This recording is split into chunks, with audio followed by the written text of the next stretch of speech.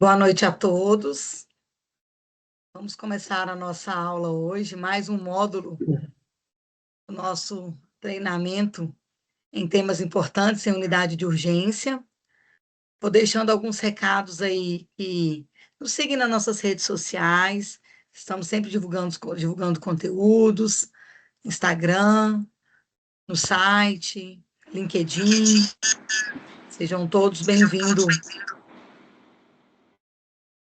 Hoje estará conosco o Dr. Eurípides Júnior Badaró de Carvalho, é cardiologista, preceptor de cardiologia do Corpo Clínico do Hospital Felício Roxo, preceptor e coordenador da residência de clínica médica do Hospital Alberto Cavalcante, da FEMIG, um colega super conceituado, de respeito, estará conosco aí em mais uma aula de sucesso, né, doutor? Obrigado.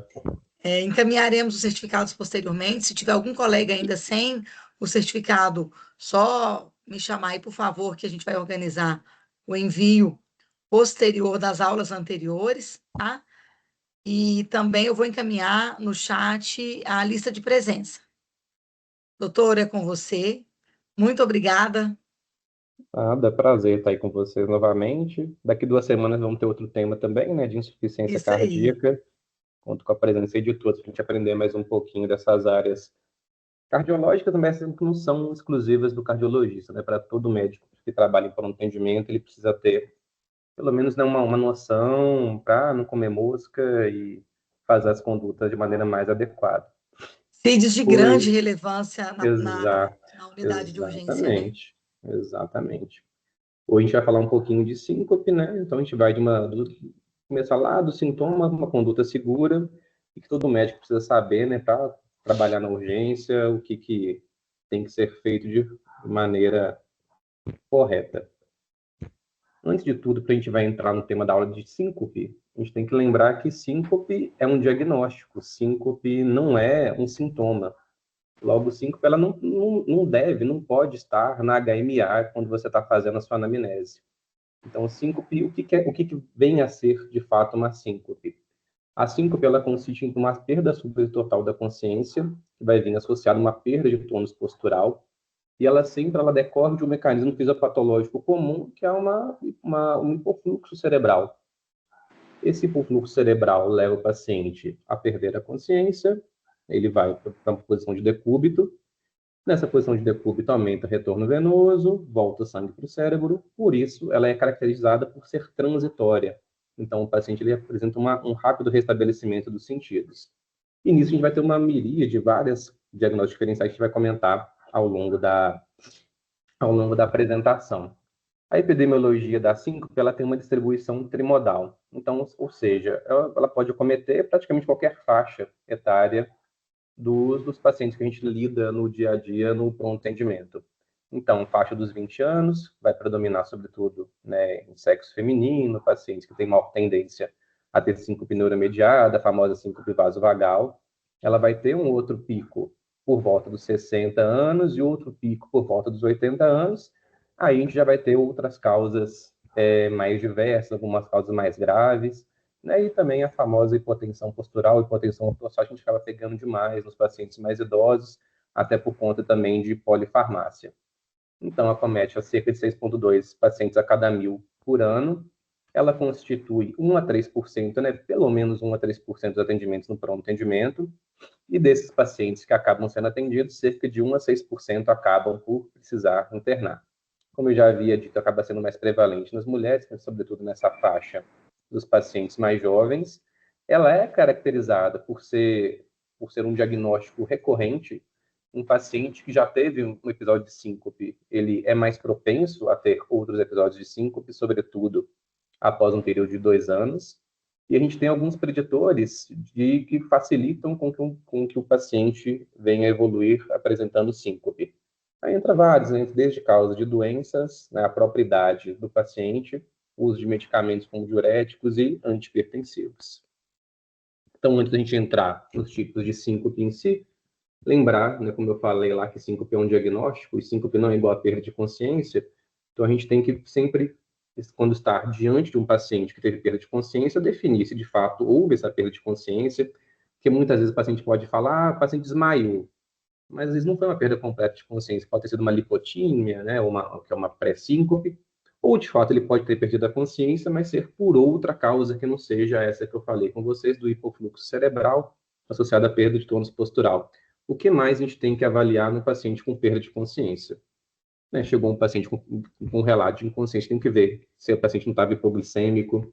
A gente vai ter que fazer diagnóstico diferencial com epilepsia, com crise convulsiva. A gente vai ter que avaliar se esse paciente ele não teve um trauma, se ele teve uma concussão, se ele não teve uma VE, e assim, né? Sempre lembrar também, né, que o paciente pode estar fazendo uma pseudosíncope, uma síncope factícia, né? Recentemente, lá no Felício Roxo, foi apresentado um caso clínico por um colega, né, que o paciente internou, fez vários e vários exames, e no fim das contas, né, a síncope desse paciente acabou ficando e sendo descoberta, né, quando era uma pseudosíncope, uma síncope factícia. E uma outra coisa que talvez alguns colegas podem não saber, mas pacientes que apresentam síncope, eles podem sim apresentar manifestações neurológicas, pode acontecer o que a gente chamava antigamente de síncope convulsiva. Então, às vezes, nesse período de hipofluxo cerebral transitório, pacientes que são mais propensos, já têm alguma predisposição, ou se for uma síncope um pouquinho mais demorada, pode cursar com manifestações convulsivas. Mas aí como é que eu vou fazer para diferenciar se o paciente está tendo uma epilepsia primária ou se é uma síncope com manifestação neurológica? Tem algumas coisas que a gente consegue diferenciar. No paciente que tem síncope com manifestação neurológica, primeiramente, ele perde a consciência, então ele já não começa tendo uma crise. Geralmente, a crise do paciente que tem síncope, ela vai ser apenas tônica, não vai ter o clonismo, não vai ser uma tônico-clônica generalizada. O período da síncope, o período da manifestação neurológica vai ser curto, vai tender a ser discreto, não vai ter um pós-comercial prolongado, que a gente costuma ver nos pacientes de fato que têm crises, né, por epilepsia. E aí uma coisa não é mais rodapé de livro, né, que a mordedura da ponta da língua tende a ser mais, né, tende a ser na ponta e não na lateral, mas é uma coisa que a gente não vai avaliar isso aí no dia a dia. Então, o que pega mais para a gente diferenciar se o paciente é uma epilepsia primária ou uma síncope com manifestação neurológica, vai ser essa etapa. Primeiro, perda de consciência, geralmente só tônica, pós-comercial curto, e o período da convulsão mesmo vai ser curto. Como eu já havia também mencionado, a fisiopatologia dos pacientes que apresentam síncope é uma fisiopatologia comum, porque no fim o resultado vai ser tudo secundário ao hipofluxo cerebral. E o que vai levar esse hipofluxo cerebral tem dois mecanismos principais. Um mecanismo vasodepressor, em que o paciente apresenta uma queda da pressão arterial, ou um mecanismo cardioinibitório, que o paciente apresenta uma queda da frequência cardíaca, ou um mecanismo misto, quando o paciente tem as duas coisas. E aí nós vamos falar também, dependendo de doença, ou dependendo de predisposição de cada paciente, tem pacientes que em situação de estresse, ele tem um tônus mais adrenérgico, tem uma resposta mais simpática, a pressão sobe, a frequência cardíaca sobe. Mas tem muitos pacientes também que quando tem situações de estresse, ou são estressados por alguma outra coisa, ele acaba apresentando reflexo de queda de pressão, de frequência cardíaca, com isso reduz débito cardíaco, menos fluxo cerebral, esse paciente vai evoluir com a perda de consciência e, por consequência, a perda de tônus postural. Entrando nos tipos de síncope, assim dizendo, a gente pode classificar em três grandes grupos. A síncope neuromediada, e dentro dessa neuromediada a gente pode fazer uma subdivisão na síncope vasovagal, síncope situacional e hipersensibilidade do seio carotídeo, a gente vai destrinchar isso aqui um pouquinho mais para frente. A hipotensão ortostática e hipotensão postural, a gente já mencionei, né, muito comum em pacientes idosos, pacientes com polifarmácia, pacientes com alguns quadros, né, demenciais, uso de medicamentos, a gente também vai comentar mais para frente. E a síncope cardíaca, né, que pode ser tanto arrítmica ou por alguma doença estrutural, de fato, do coração. Começando pela síncope neuromediada. É uma síncope que a gente fica feliz quando a gente pega no pronto atendimento, porque é uma síncope de maneira geral benigna, né, na maior parte tirando o seio carotídeo, mas na maior parte das vezes vai ser uma síncope que vai ser evolução benigna. Ela tem por característica a apresentação de pródromos. Então, uma síncope em que o paciente apresenta pródromos, essa síncope está mostrando que talvez ela não tenha tanta gravidade assim, que vai demandar internação ou transferência para um serviço terciário. Os pródromos podem ser os mais diversos possíveis, mas os mais relatados pelos pacientes são turbação visual, uma tontura que tem que ser uma tontura não vertiginosa, o paciente com náusea, o paciente fica pálido, o paciente pode ter sudorese. No caso da vasovagal, o paciente geralmente tem algum trigger, tem algum desencadeante, que também pode ser os mais diversos, algum estresse emocional, o paciente ficou estressado, ficou nervoso com uma situação, pode levar a reflexo vasodepressor, cardioinibitório, perder a consciência.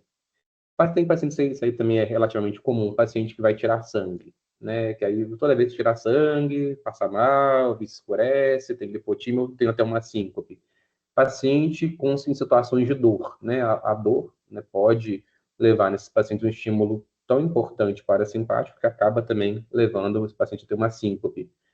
Locais fechados, locais muito quentes. Então, quem nunca viu uma pessoa que vai num show, ambiente fechado, muito calor, muita gente, acaba tendo desmaio.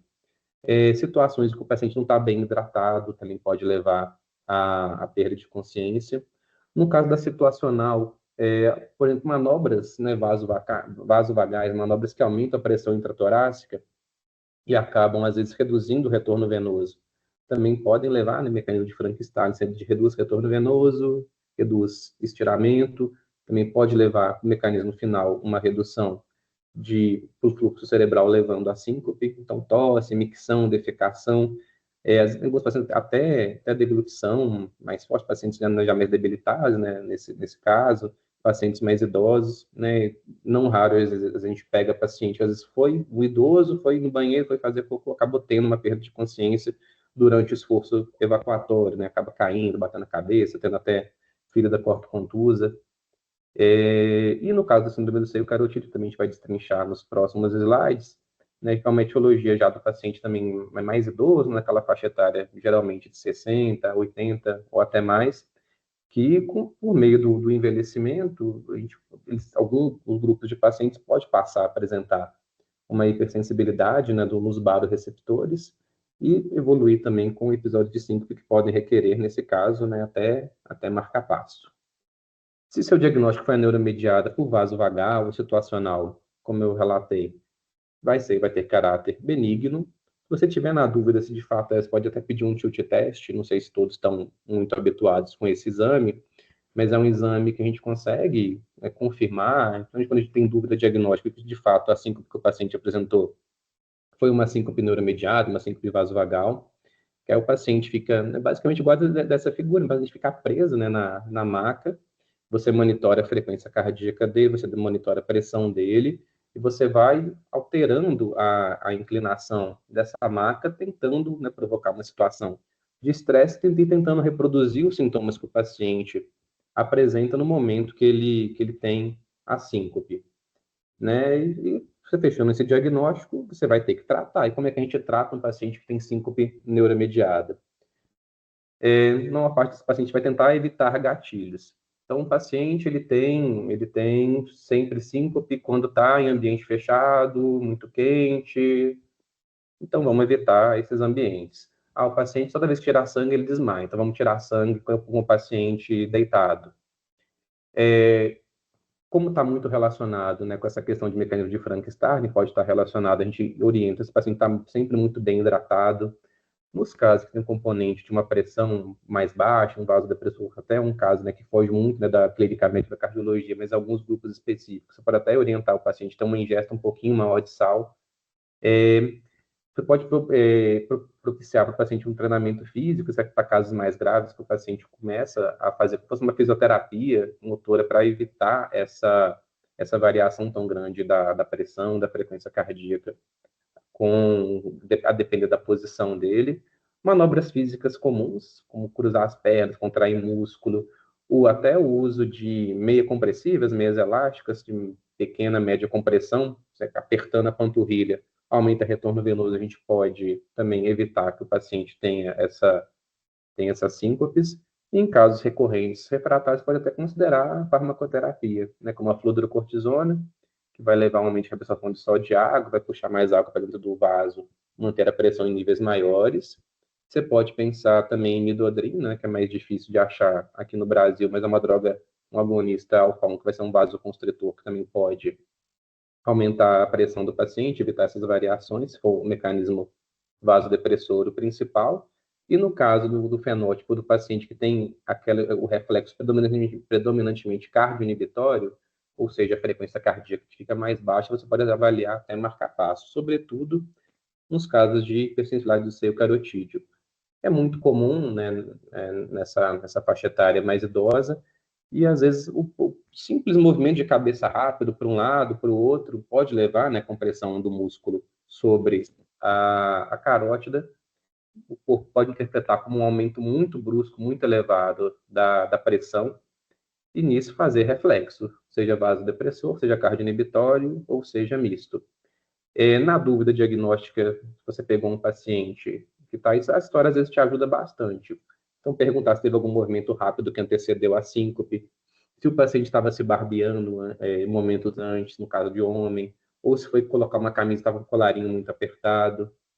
Na dúvida diagnóstica, se você não conseguiu fechar, você pode fazer também, pelo tilt test, você também avalia isso, e aí é feito, né, compressão, lá durante pelo menos uns 10, 15 segundos, nunca fazer dos dois lados ao mesmo tempo, né? Um paciente pode, de fato, ter alguma coisa mais grave, mas você tenta de um lado, tenta do outro, e a sensibilidade de um lado da carótida, de uma carótida, é diferente da outra, então você sempre deve tentar dos dois lados, aí você vai avaliar. Se houver um período de assistolia maior do que 3 segundos, ou uma queda de pressão maior do que 50 milímetros de mercúrio ao realizar a compressão, você fecha o diagnóstico de hipersensibilidade. Lembrando das contraindicações. Se o paciente tiver um sopro carotídeo, que vai indicar que ele tem uma placa, né, sempre tem aquele risco potencial de se deslocar uma placa, fazer embolia, fazer um AVC, um AIT.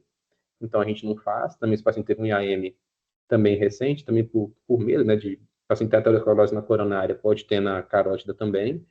E você só vai ficar tranquilo para fazer nesses casos que o paciente tem sopro, tem AVS, se ele tiver um Doppler que exclui estenose significativa antes de fazer o exame.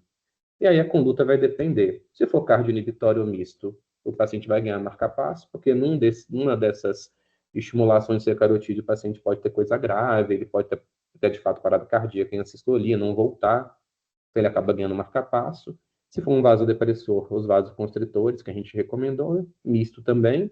E tem alguns casos específicos, né? Por exemplo, paciente com tumor de cabeça e pescoço, que tem um tumor que está lá pressionando a carótida. Então, se você conseguir reduzir o tumor, seja por radioterapia, quimioterapia, cirurgia, então você vai individualizar o tratamento nesses casos. Mas é uma etiologia dentro da neuromediada, mas que acaba sendo um pouquinho mais grave. A próxima etiologia é a hipotensão ortostática ou hipotensão postural.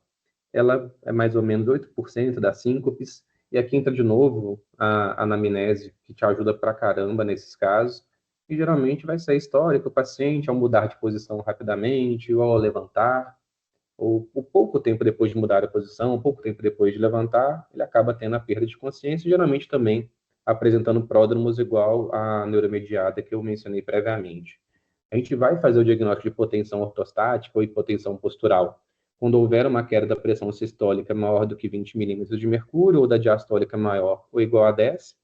E é sempre bom a gente medir. Acabou de levantar, já mede, e também após 3 a 5 minutos, que às vezes o paciente pode ter uma resposta mais tardia e evoluir com a queda de pressão, e você consegue flagrar e às vezes até reproduzir sintomas de pré-síncope, de síncope nesses pacientes. A gente tem alguns grupos que são mais propensos a ter hipotensão postural, hipotensão ortostática, os pacientes idosos, né, pelo próprio envelhecimento, pacientes que usam alguns tipos de drogas como antihipertensivo, beta-bloqueador, antipsicóticos, antidepressivos, podem cursar com isso. Pacientes que têm desautonomia, aí vamos lembrar de diabetes, paciente com Parkinson, etiologias autoimunes, paciente com síndrome paraneoplásica, paciente com amiloidose, que também vai cursar com desautonomia, e pacientes hipovolêmicos. O paciente está hipovolêmico, ele não tem, né, um volume circulante efetivo muito menor, e ao levantar, a gente reduz nosso retorno venoso, então ele simplesmente, por estar hipovolêmico, pode apresentar essa variação da pressão.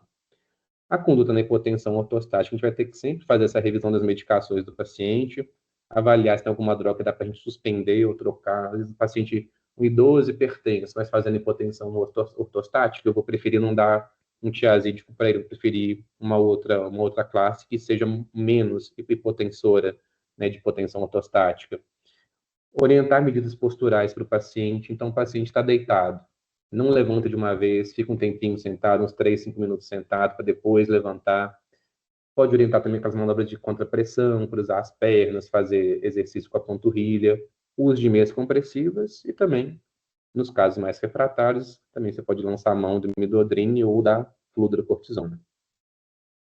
Síncope cardíaca. A síncope cardíaca ela já é um pouquinho mais rara, né? A neuromediada hipotensão postural é a grande parte.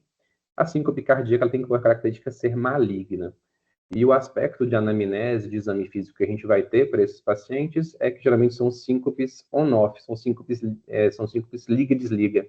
Então, o que vai diferenciar dela das outras etiologias de síncope é que geralmente o paciente ele não vai relatar sintomas prodrômicos. Então, aquela história da turvação visual, a história do paciente sentir um calor, foi sumindo, ficou com visão em túnel, começou a ouvir cada vez mais longe. Geralmente o paciente não vai ter nada, vai te relatar que ele estava bem e de repente perdeu a consciência, depois não lembra de mais nada.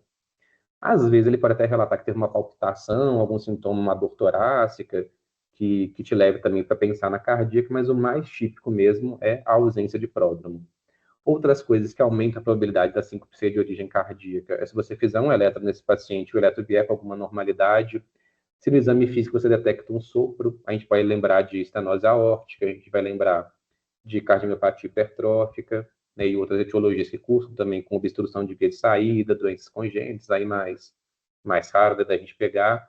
E, de fato, dentro da anamnese, a gente tem que avaliar a história familiar. Um paciente que está evoluindo com uma síncope, liga e desliga, tem um alerta alterado, e ele vai relatar que tem morte súbita, você não vai ter dúvida que esse paciente vai precisar de fazer mais propedêutica, e talvez até mantê-lo internado, transferido para um hospital que tenha capacidade de expandir essa propedêutica dele. Se no eletro você já vê alguma alteração, já fica mais fácil. Faz um eletro, o paciente chegou com 5, se tem uma doença de nó sinusal, o paciente fazendo pausa para caramba, sintomática, fazendo bloqueio, o paciente vai para marcar passo. Então, nós vamos tratar de acordo com a etiologia. Chegou com um ataque à arritmia, porque tanto o TAC quanto o BRAD podem causar. BRAD, frequência cardíaca muito baixa, e por fluxo. TAC arritmia também. TAC arritmia, frequência cardíaca muito alta, não consegue encher o coração de maneira satisfatória, vai gerar hipofluxo, o paciente também pode evoluir com síncope. Aí você vai pensar em cardioversão, vai pensar prescrever antiarrítmico para o doente, transferir para ablação, para CDI, tudo dependendo da etiologia. Se for causa estrutural também, a gente vai tratar a causa de base. Então, o principal da síncope cardíaca vai ser a ausência de pródromo, síncope, liga e desliga. Né? Vão ser os sinais de alarme para a gente na anamnese. Uma vez que a gente viu, então, as causas de síncope, as principais etiologias e como elas apresentam, tá, o que eu faço quando chegar um paciente com síncope no pronto atendimento? Diagnóstico de síncope, 90% você vai fazer com anamnese do exame físico do paciente e você vai complementar com um eletrocardiograma. Então, é tudo que a gente já falou até agora. Teve pródromo na síncope? Teve manifestação convulsiva? Ele teve perda esfincteriana? Fez cocô na calça? Fez xixi na calça? Quanto que foi o tempo? Teve manifestação convulsiva? Teve dor no peito antecedendo? Qual que foi o tempo até ele recuperar a consciência? Que aí vai ser o fundamental, né, para a gente poder fazer, avaliar e estratificar o risco. Depois, um pouquinho mais para frente, eu também vou mostrar para vocês algumas ferramentas objetivas que nos ajudam também, porque assim acaba às vezes sendo um pouquinho subjetivo, né? O ideal é sempre você pegar um relato também de algum familiar, de alguém que tenha presenciado a síncope, mas muitas vezes vai vir só o paciente lá e você vai ter que se virar e vou mostrar umas ferramentas que podem auxiliar também, mas o principal, e as ferramentas são baseadas na anamnese, no exame físico e basicamente no eletrocardiograma do paciente. Todo paciente que chegou com história de síncope tem que avaliar a hipotensão postural, então medir pressão do paciente deitado, sentado, em pé após 3 a 5 minutos, para a gente ver se a gente pega a hipotensão postural, estratificar o risco da síncope, que a gente vai falar um pouquinho mais para frente. E o eletro, o que eu vou procurar no eletro? Vou ver se tem alguma alteração, se tem sobrecarga, se tem algum bloqueio, se tem arritmia. E uma coisa que às vezes acaba passando batido, vocês têm que calcular o intervalo QT do paciente. Uma das etiologias, né, graves e que estão relacionadas com morte súbita é o intervalo QT longo, que pode ser tanto adquirido quanto genético. Então, sempre que o paciente com síncope, você tem que gastar um tempinho lá do pronto atendimento e calcular o intervalo QT do doente. Né? Lembrando que o intervalo QT, de maneira geral, 440, quando você vai para o corrigido, pode ser até 450 para homem, 460 para criança, 470 para mulher. e aumenta muito a chance de ter uma arritmia relacionada a intervalo QT mais longo, acima de 500. Então, o intervalo QT tem que ser avaliado no eletrocardiograma no pronto atendimento. Aqui é um fluxograma da ESC, do Guideline Europeu de Síncope, que aí ela vai ao encontro do que a gente já falou e fica também como um resumo da apresentação até agora. Então, chegou no pronto atendimento o paciente que relata que ele teve perda da consciência. Primeira coisa, teve perda de consciência mesmo? Se não teve perda de consciência, beleza, você vai pensar em outras coisas.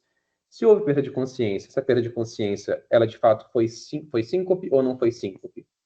Aí você vai avaliar, foi hipoglicemia, foi crise epilética, o paciente tem um tumor cerebral, o paciente teve um TCE, teve uma concussão, ou foi psicogênico, o paciente está fazendo um transtorno factício, ele está simulando uma síncope, aí você vai diferenciar. Se de fato você chegou ao diagnóstico que é síncope, então vai estar lá na sua hipótese diagnóstica, não na sua HMA. O paciente então tem síncope. E se tem síncope, você vai estratificar. Anamnese, exame físico, eletro, medir a pressão, e aí você pode lançar mão de outros estratificadores para ver qual que é a gravidade relacionada.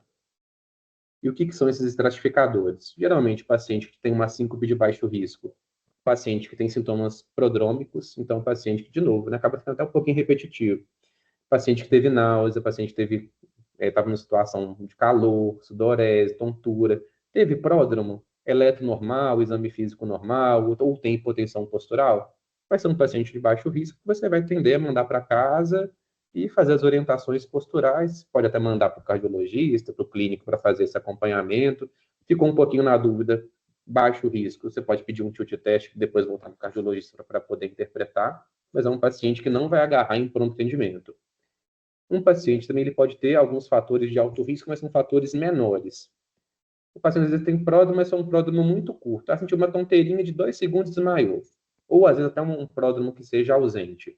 Ou então aquele paciente tem toda uma história de baixo risco, só que ele tem uma história familiar de morte súbita. Um parente primeiro, segundo ou terceiro grau, no caso de morte súbita, a gente avalia até 3 gerações. Um paciente tem uma morte súbita, uma morte inexplicada, né? Principalmente se for em idade jovem, também já começa a ficar uma pulga atrás da orelha que pode ter alguma coisa a mais. De novo, é muito mais comum ser neuromediada, mas a gente vai agregando valor, agregando risco. Paciente que tem síncope parado, o paciente está deitado e perde a consciência, o paciente está sentado e perde a consciência, também é um fator que a gente vai chamar mais atenção, a gente vai pensar em outras etiologias.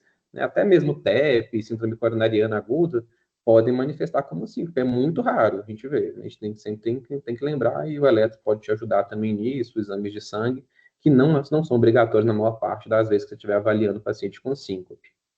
Avaliar no eletro se tem bradiarritmia, se o paciente tiver bradiarritmia, vai fortalecer que esse paciente talvez tenha uma causa cardiogênica, se tiver arritmia, o intervalo QT novamente, tiver o padrão de Brugada, né, que seria aquele superdesnivelamento de segmento ST associado com o padrão de bloqueio de ramo direito.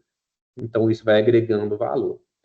E aqueles pacientes que têm um fator de alto risco em fatores maiores, aí não tem o que pensar. Esse paciente vai ter que ser internado, você está na UPA, você está num hospital que não tem condição, você vai ter que fazer IH de transferência para esse paciente. E o que seria isso? Então, o paciente começou a fazer um esforço, né, um esforço físico, começou a correr na esteira, perdeu a consciência. Opa, alguma coisa deve ter acontecido de fato, e de fato cardiogênico. Lembrando que, às vezes, quando você vai pensar em musculação, na musculação você acaba fazendo manobra de Valsalva. Então, às vezes, pode ser uma neuromediada por isso. Mas, com um esforço, sobretudo, mais aeróbico também, então você já fica mais pensando que pode ser alguma coisa mais grave.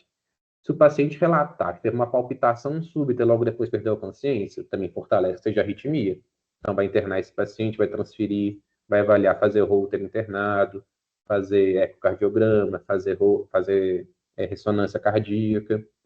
Se o paciente de antemão já chega para você, você sabe que ele tem uma cardiopatia total, o paciente tem estenose aórtica. Você foi lá e no seu exame físico você detectou o sopro, e ele fala que teve uma perda de consciência, síncope dor torácica e dispneia no paciente com estenose aórtica são sinais de que essa estenose aórtica é grave. E se é grave, esse paciente tem uma sobrevida de 6 meses se você não fizer nada. Então, muito pior do que muitos cânceres. Então, paciente que tem cardiopatia estrutural, internar, avaliar, repetir ecocardiograma e avaliar até a intervenção dessa válvula, por exemplo. pacientes que chegam com pressão sistólica muito baixa, se tem um sopro novo, né?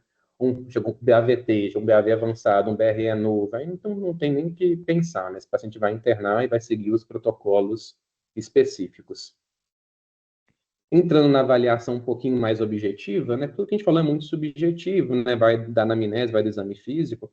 Então, às vezes, para a gente até ter um pouco mais de segurança, até mesmo respaldo, né? Que a medicina está ficando cada vez mais judicializada, a gente pode lançar mão de alguns scores que vão usar, o que a gente acabou de falar, tudo que a gente acabou de falar vai ser utilizado nesses scores, mas ele vai dar uma pontuação, vai dar uma probabilidade para a gente, pode fornecer um pouquinho mais de segurança na nossa conduta no pronto atendimento. Temos vários scores. Eu selecionei 3 principais, que a gente acaba usando um pouquinho mais.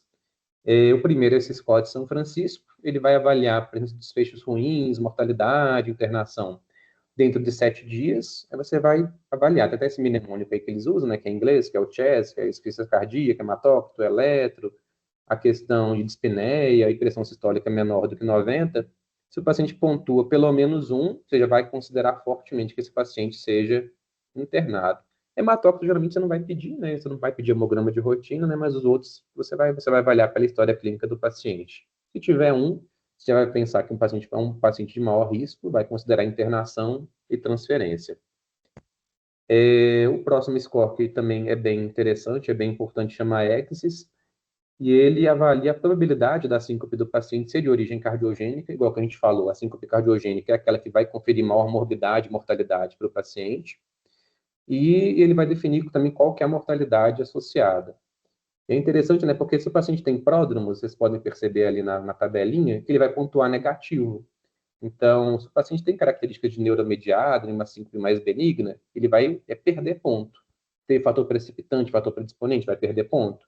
Agora, se ele tem palpitação, se ele tem um eletro anormal, se ele tem uma síncope durante o esforço, ele vai ganhar ponto. Ou síncope até em posição deitada, faz posição supina.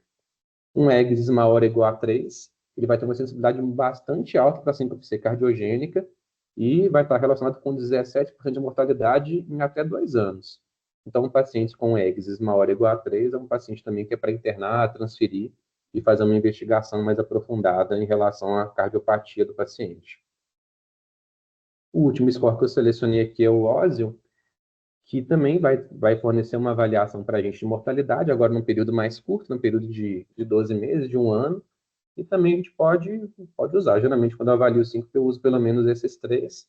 Às vezes ele pode dar um pouquinho de discordância, né, entre eles, mas você vai acabar considerando aquilo que for o mais grave para você considerar e tomar sua conduta com maior segurança, tanto para você quanto para o paciente. Então, resumindo, né, o que a gente vai fazer no PA? Vai fazer anamnese, vai fazer exame físico, vai fazer eletro, considerar algum outro exame. Se você, depois disso tudo, considerou que o paciente é um paciente de fato de baixo risco, o paciente vai de alta do pronto atendimento, você vai orientar, você ficou meio na dúvida, nossa, eu acho que é muito neuromediário, mas não estou com tanta certeza, você pode pedir o tilt test para ele poder fazer. Encaminha, né, nesse caso, se você for na dúvida, para o paciente fazer segmento.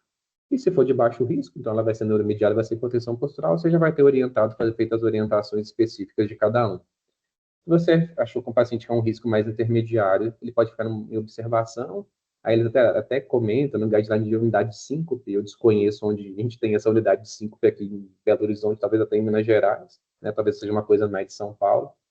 E você também pode avaliar e estender propedêutica. Alto risco, esse paciente ele vai ser internado, vai fazer investigação, síncope liga, desliga, chegou com arritmia, isso aí não tem muita conversa.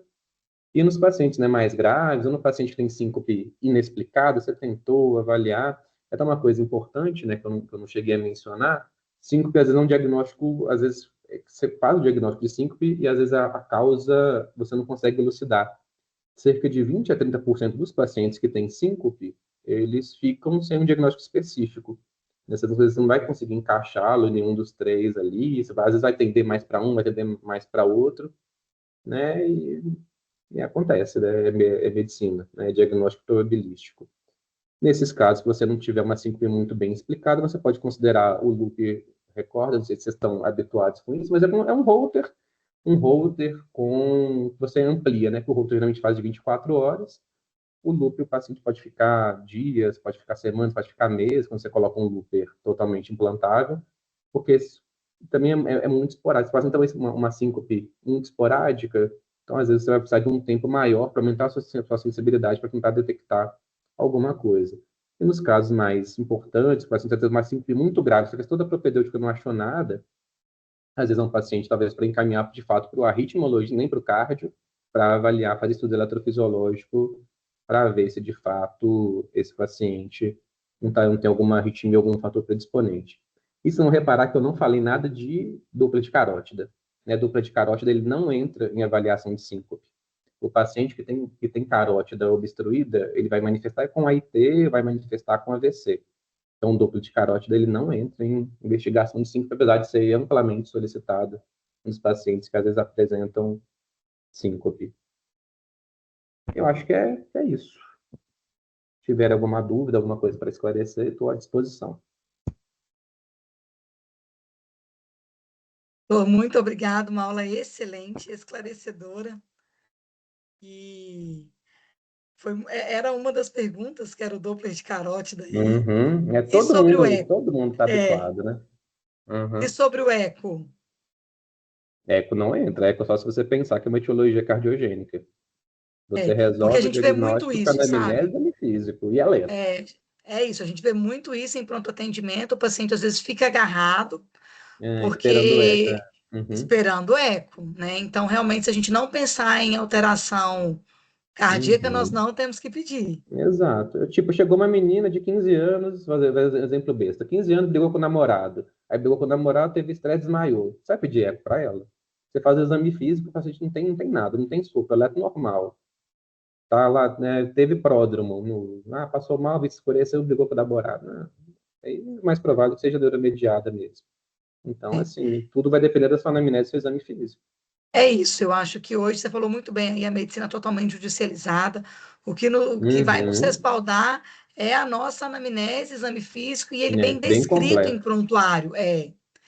Porque às vezes a equipe fica um pouco receosa em dar alta e acaba internando todo o Uhum. paciente com síncope. Exato. Não faz sentido. Então, se aplicar os scores, Coloca os scores, você está respaldado. é isso. Eu acho que contra, né, essa teoria bem embasada, uma Uhum. anamnese bem direcionada, isso dá respaldo para Exato. todos nós.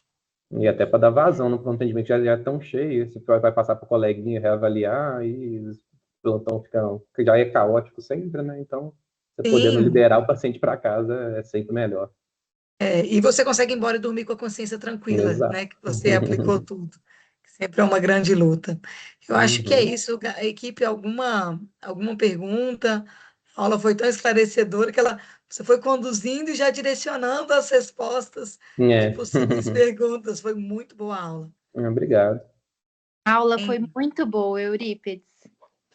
Obrigado.